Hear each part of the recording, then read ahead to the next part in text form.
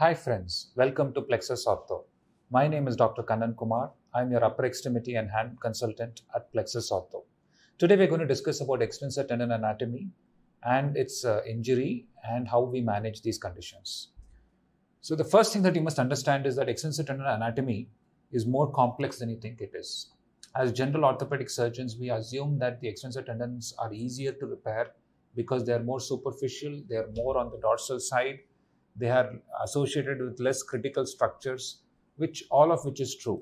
But there are multiple forces at play in the extensor tendon, including the interossei muscle, juncture tendinum, multiple tendons, and the way they insert into the bone. And therefore, it is a little more complex than we think it is. However, it is true that it is a little easier to repair the extensor tendon as compared to the flexor tendon because critical structures like neurovascular bundles are absent on the extensor side, and we have to explore and repair this actively in the flexor side. So to begin with, let's look at a little bit of the anatomy of the extensor tendon.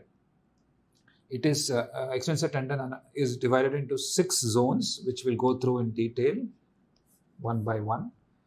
It does not have a sheath or a pulley system, no pulley system like the flexor tendons. So therefore, there is one step less complexity as compared to the flexor tendons as compared to the pulley system. So there is no pulley system in the extensor side. The blood supply is not through the viniculi. It is through diffusion.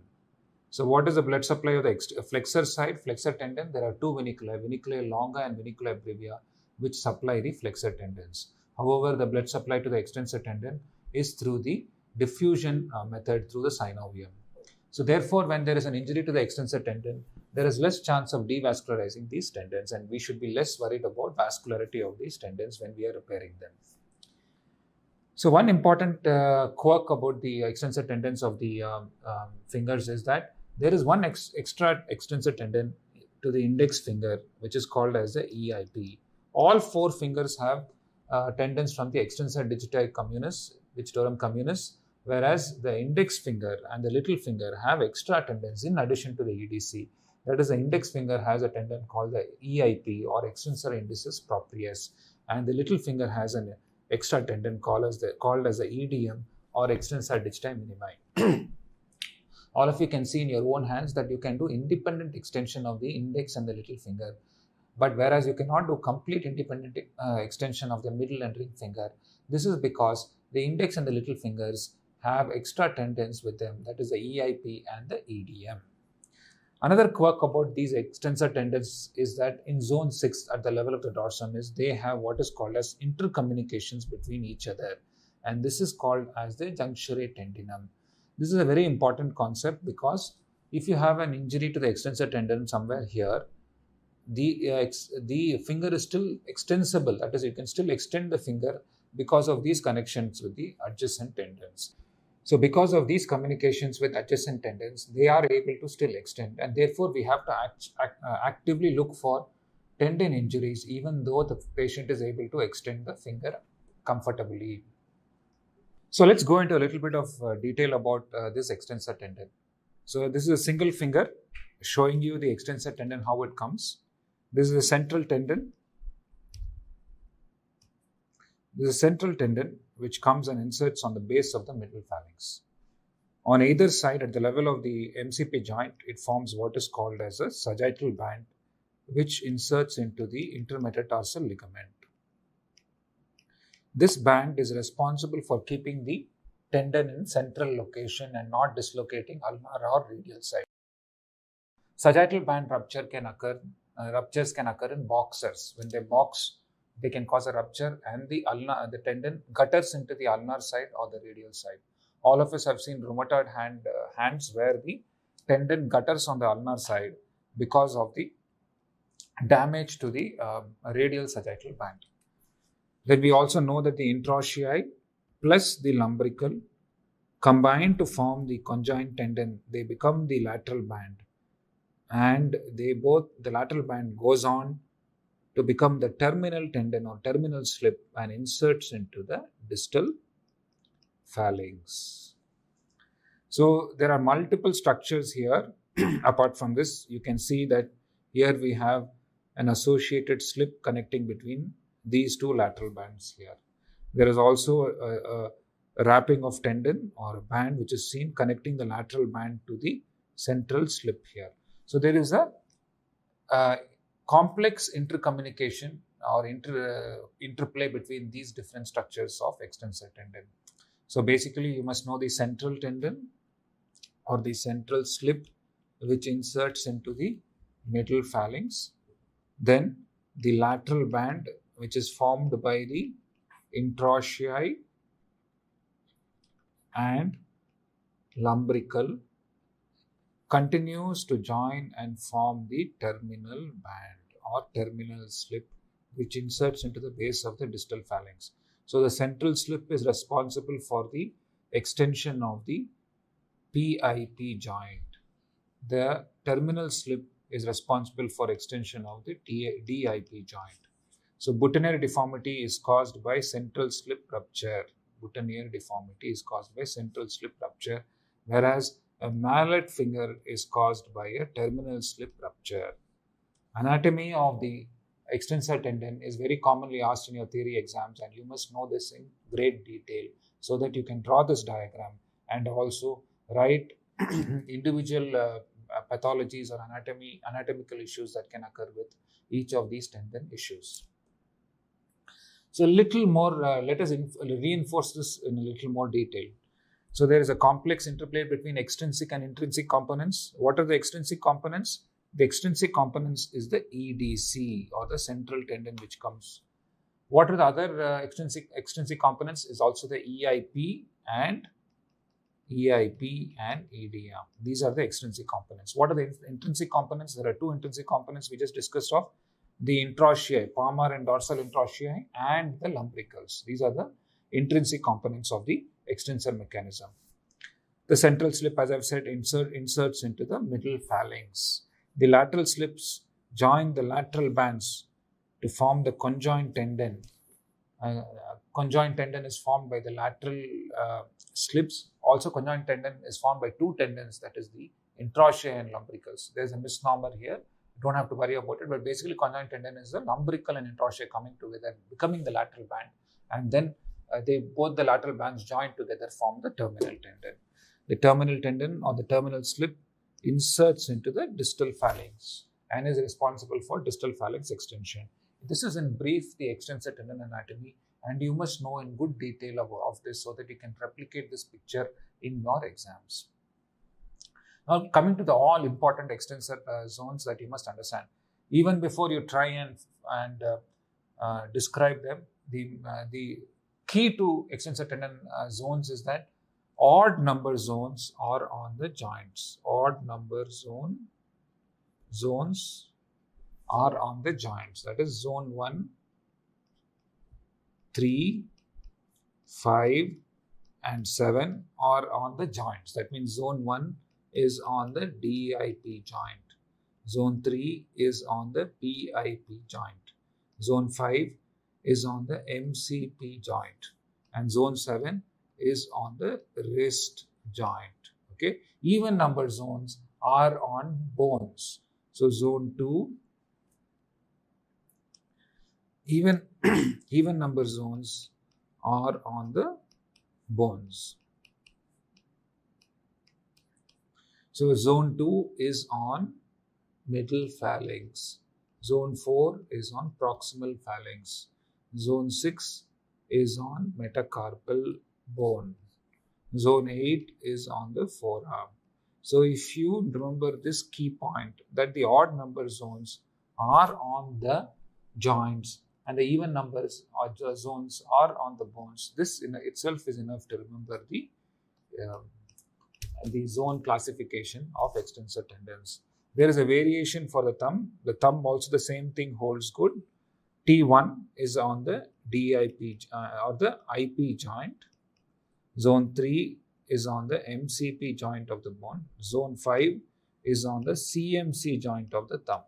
So for the thumb also this holds good. Zone 2, the zone 2 of thumb is on the proximal phalanx, and zone 4 of the thumb is on the metacarpal, the first metacarpal. So You must remember that the odd number zones are on the joint and even number zones are on the bone. This will clear all your doubts regarding the zone classification of the extensor tendons. Little bit about lumbrical and intraosteal anatomy. Lumbricals, this is one of the few muscles in the body which originate from a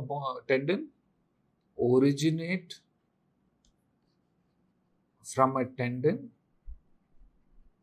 and insert on a tendon. What is the function of the intraosteal and the lumbricals? They flex the MCP joint and they extend the DIP and PIP joint.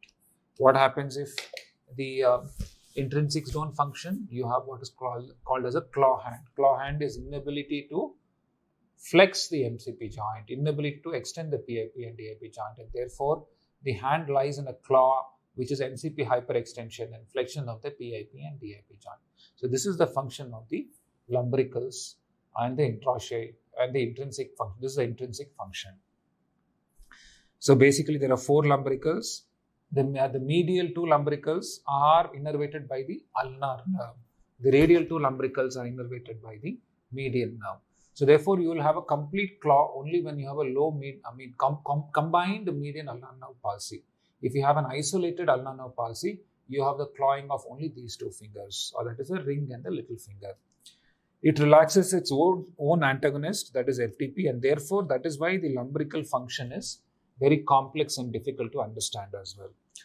It is innervated both by the median and the ulnar nerve and plays a very important role in the functioning of the extensor tendons and flexion of the MCP joint and extension of the DIP and PIP joints. Now, all important extensor compartments, this is very frequently asked by all examiners, as asked during surgeries, and this may be asked as a question during a theory exam as well. It has been asked previously in DNB exams and therefore can be asked in the future as well. So there are 6 compartments from the radial side. The numbering starts from the radial side. This is the radial side and this is the ulnar side. The 6 compartments are compartment 1, 2, 3, 4 and 5, 6. The compartment 1 is APL and EPB, abductor pollicis longus and extensor pollicis brevis. So this is compartment 1. Compartment 2 is ECRL and ECRB.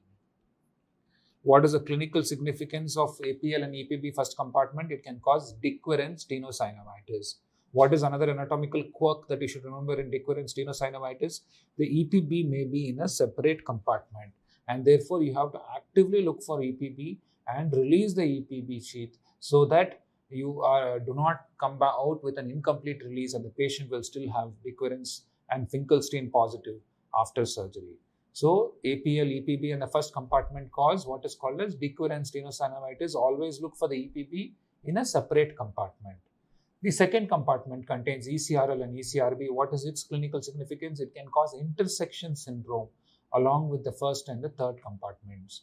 So intersection syndrome is when these tendons are irritated against each other. This should be differentiated from Dickweren's tenosynovitis. What is the third and all important compartment of the extensor side? Extensor pollicis longus. It curves across the listus. This is the listus tubercle. It curves across the listus tubercle and goes radially to attach to the distal phalanx of the thumb to cause extension of the thumb. So how do you test for the EPL? Ask the patient to keep the hand on the table and then lift the thumb. If you test this in any other way, the patient will do a trick movement and you will not. So place it on the table and ask the patient to lift the thumb off the table. That will show you if EPL is working or not. What is the clinical significance? Most approaches to the wrist are approached through the third compartment, number 1. 2 is when you come out of the wrist approach, the EPL should be left out of the extensor retinaculum repair because it can undergo adhesions.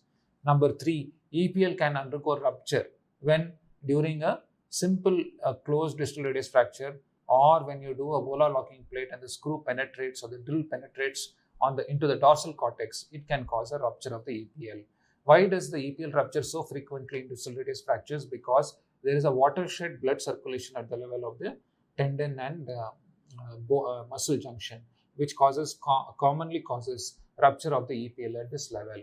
What do you do when EPL ruptures in this condition? You try and repair the EPL with graft, or you can do an EIP transfer. As I said, the index finger has two tendons. The extensor indicis pollicis and proprius can be transferred to the EPL to help in its extension. So that is the third compartment, that is the EPL. What is the fourth compartment? Fourth compartment contains EDC, all four fingers, index, middle, ring and little finger EDC, along with extensor indicis proprius. What are the other structures which are there in the fourth compartment? This you must know is there is also posterior interosseous artery, the terminal branch and posterior interosseous nerve. These are two structures along with EDC, posterior interosseous nerve and terminal branch and posterior interosseous artery. These structures are also present in the fourth compartment. What is the fifth compartment? As we've seen, fifth compartment is extensor digitae minimi. It helps in the independent extension of the little finger. The sixth and a very thick compartment and a very important muscle is the ECU. ECU has its own subsheath. The third, fourth and the fifth compartment, the roof can be lifted off in a contiguous fashion, whereas the ECU and the first and the second compartments are in separate subsheaths, and therefore you have to incise them separately to expose them. So ECU is an all-important muscle.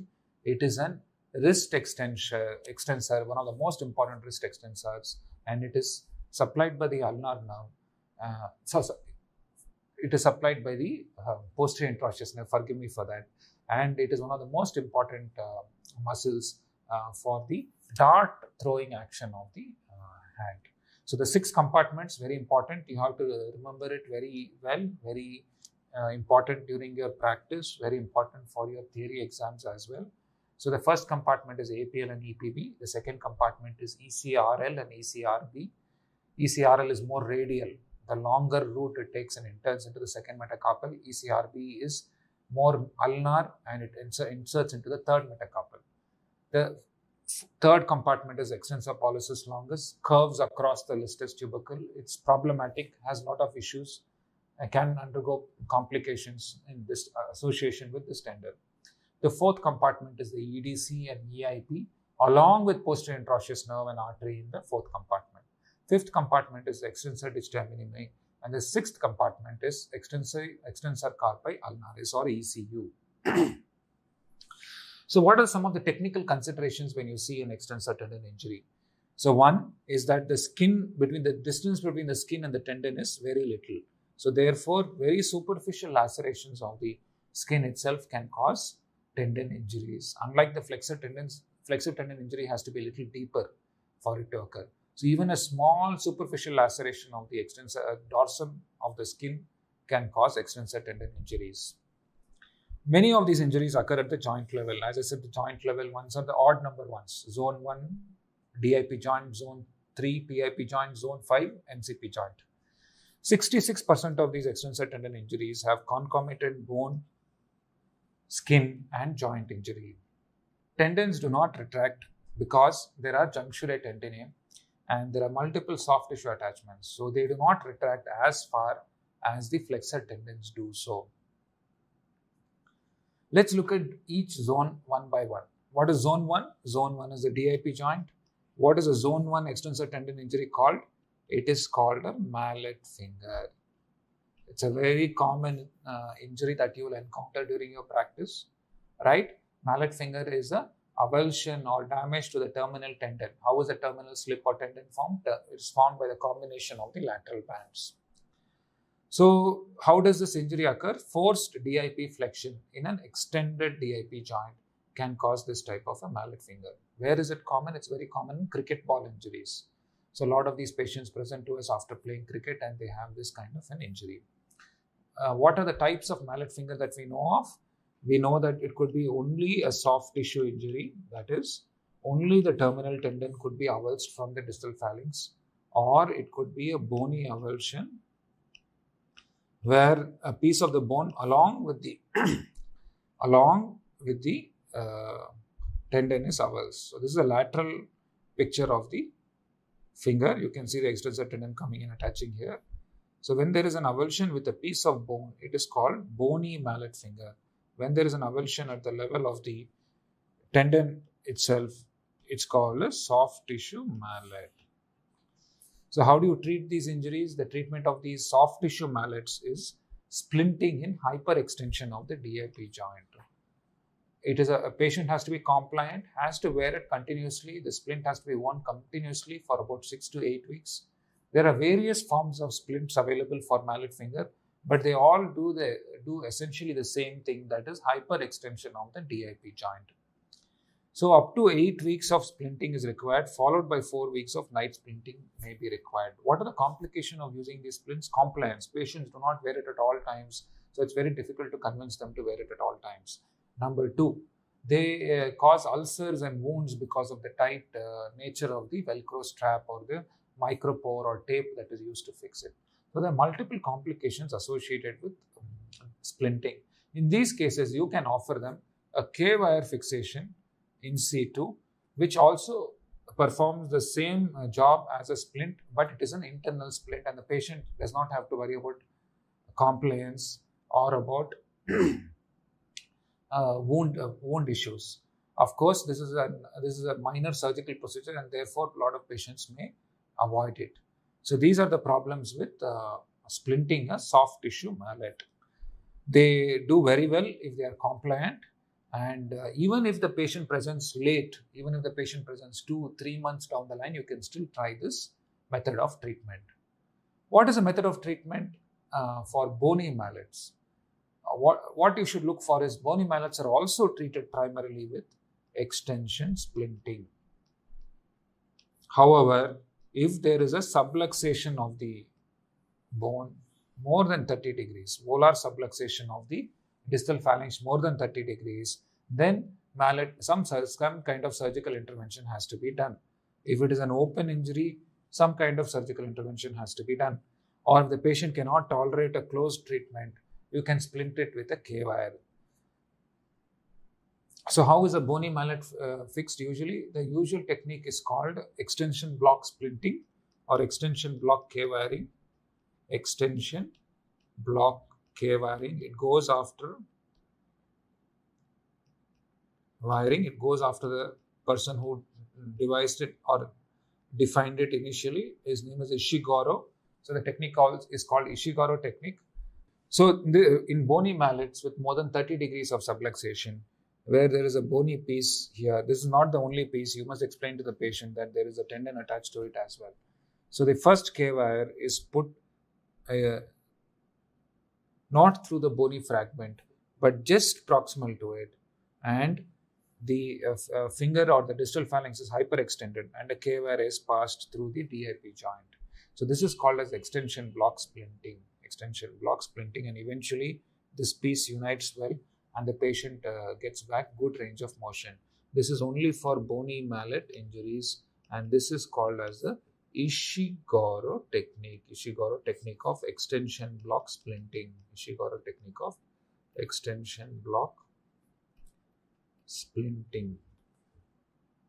Let's now move on to zone 2. Zone 2 injuries are very simple. They are not as complex as the joint zone 1 or zone 3 or zone 5 injuries. Zone 2 is over the level of the middle phalanx, as we all know, because it is an even number of the zone, and there is no, you cannot use a core suture because it is very thin. It's not thick like the flexor tendons, but it is very thin, and it is a paper-like structure. So therefore, you use a running stitch with a non-absorbable suture like Prolene or Ethilon or Ethibond to fix the repair.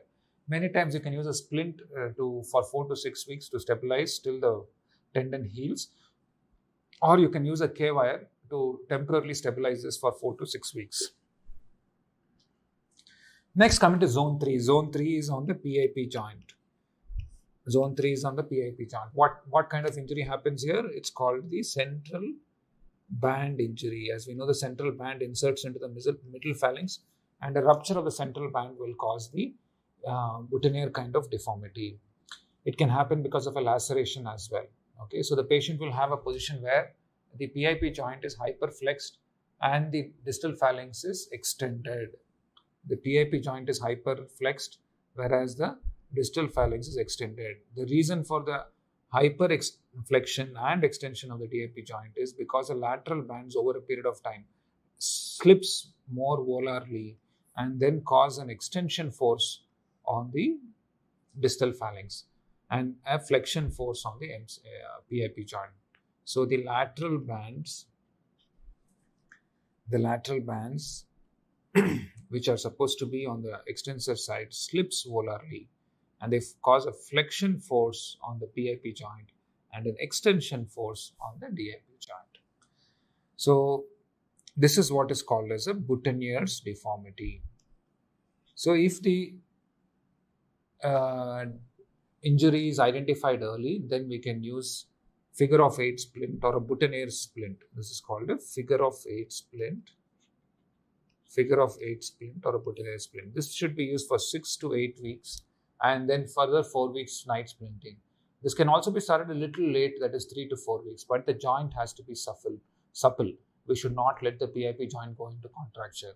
Once the PIP joint goes into contracture, the patient has to undergo physiotherapy to make the PIP joint supple and then use the splint or reconstruct the ligament. We are not going to go into the chronic reconstruction of boutonniere's deformity today. We will do that in a later video.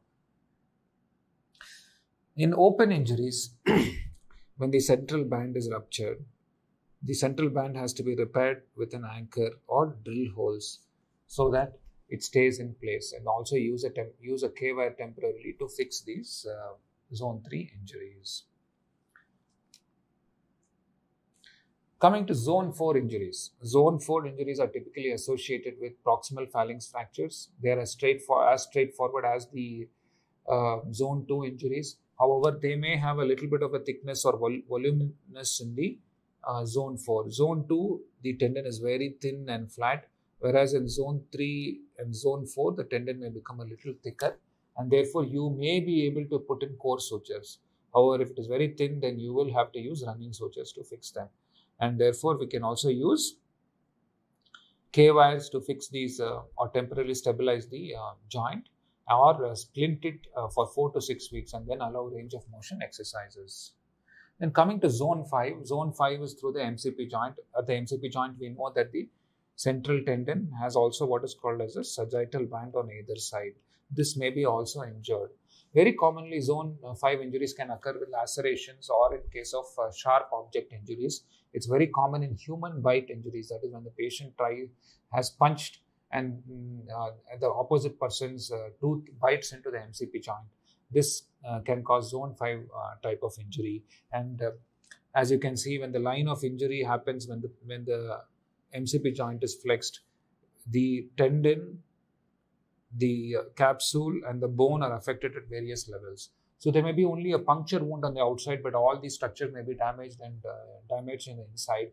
And very commonly, bacteria in the teeth can start growing in the MCP joint and cause a septic arthritis, and it may cause a disaster.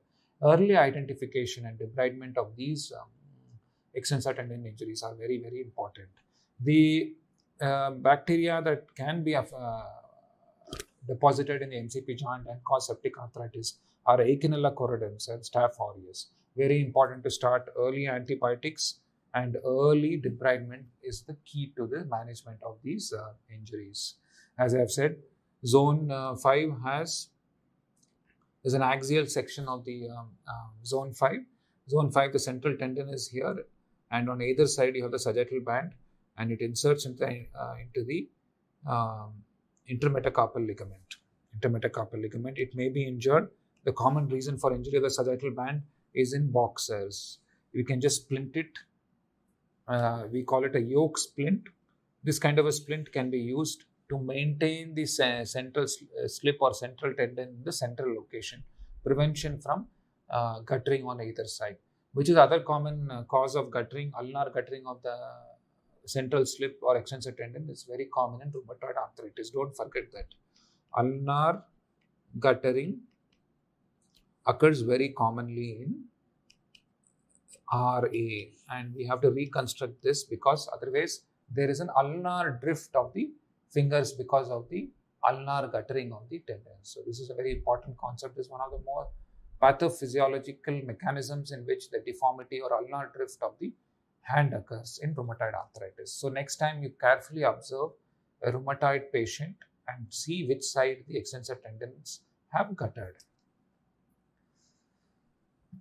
In another zone, the thumb is all similar injury, but zone 5 is an important part of the thumb where the EPL can get ruptured. The EPL rupture is a problem because it is very difficult to reconstruct. It's like a rope on a wall or a sharp object. It gets frayed and you cannot reconstruct the tendon back. So an EPL rupture following a distal radius fracture usually requires grafting. So usually will require, because you cannot bring the ends together, it will usually require grafting. Or the other option available is use the EIP tendon and transfer it to the EPL. This is the most commonly done procedure for an EPL rupture following distal radius fractures. The EIP tendon is counterintuitively on the ulnar side of the index finger and not on the radial side. So you go to the MCP joint level or zone 5 level, identify the tendon on the ulnar side and then transfer it to the EPL tendon. Zone 6. Zone 6 is an important level at which injuries can occur. As I've already said before, because of the presence of juncture tendinae, you should be careful to not miss these injuries because the injury may occur somewhere here, but the patient will still be able to extend his fingers because of the fact that the juncture tendinae are working. In zone 7 and zone 8, the tendons are quite thick and bulky, and therefore you can use core sutures and use the same principles that you use in the flexor tendon repair. The most common repair that we use, all of you know, is modified Kessler's repair. Modified Kessler's repair. This will be discussed in more detail in the flexor tendon video. Please take a look at that video. And we have to also use running sutures for epitendinous coverage, and this can also be done at this level. And important to know that you should differentiate between the posterior interosseous nerve injury and the tendon injury in zone 7, that is at the level of the forearm, because the posterior interosseous nerve becomes like an equina or like at the tail of a horse, and it spreads down into multiple branches, and many of these small branches may be cut, and so there may be a PIN injury. And if you even repair the tendon, it may not work. And in these cases, it may be required for a tendon transfer rather than a tendon repair. Okay. So what condition, this picture shows what condition? It again shows rheumatoid arthritis. It shows a zone 7 level injury at the level of the wrist joint where multiple tendons have ruptured. Basically, there is synovitis of the DRUJ joint and there is dorsal subluxation of the distal ulna. It starts rupturing the tendon one by one from ulnar side to the radial side. Again, observe this in next rheumatoid arthritis patient that you take a look at. This is called as Vaughan-Jackson syndrome. It's called Vaughan-Jackson syndrome. And here you have to repair the tendons by side to side stitching to take care of this or help in the extension of the fingers. Okay, so when you go to zone 8, that is in the forearm level, it is musculotendinous junction. So you may have to think about either repair. You may not be able to repair the tendon ideally. So you may have to think about doing a tendon transfer rather than a repair. So this is in brief about the extensor tendon. So zone 1 is a mallet finger, which you know what to do. Soft tissue mallet is a hyperextension splinting, or in bony mallet you can use K-wiring. Okay, zone 2 is in the middle phalanx level where you just repair with running stitches. Zone 3 is the putative deformity central slip rupture, which needs to be repaired or can be treated with splinting. Zone 4 is core sutures and running sutures, which is at the level of the proximal phalanx, usually associated with a fracture. Zone 5 is the MCP joint. Remember the human bite and sagittal band rupture at this level. For closed sagittal band rupture management, use a yoke splint. For open, you have to repair it. Remember ulnar guttering in the rheumatoid arthritis. Zone 6, remember about juncture tendinum and repair of the tendons. Zone 7 at the wrist joint, remember that these are thick tendons, can be repaired with core sutures like how we do in flexor tendons. And remember about the ulnar sided tendon rupture in rheumatoid arthritis called as Vaughan-Jackson syndrome. In zone 8, these injuries may be associated with pin palsy, and therefore you have to think about repair or transfer, keeping in mind and after appropriate evaluation. So thank you for listening to this video. My name is Dr. Kannan and I am from Plexus Ortho. Thank you.